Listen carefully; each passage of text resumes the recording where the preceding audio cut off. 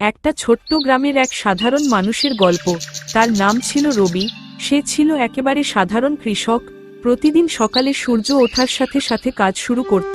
তার এক টুকরো জমি ছিল, যেখানে সে ধান, সবজি ও অন্যান্য ফসল ফলাতো। তার দিন শুরু হতো গরুর খামারে, তারপর জমিতে কাজ করে বিকেলবেলা বাড়ি ফিরে আসতো। রবির জীবন ছিল একেবারে সাদাসিধে, কিন্তু তার মধ্যে এক ধরনের শান্তি ছিল।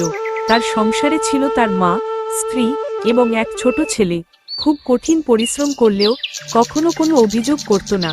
সে জানত যে জীবনটা অনেক সহজ, শুধু কঠোর পরিশ্রম আর সততার মধ্যে সুখ আছে।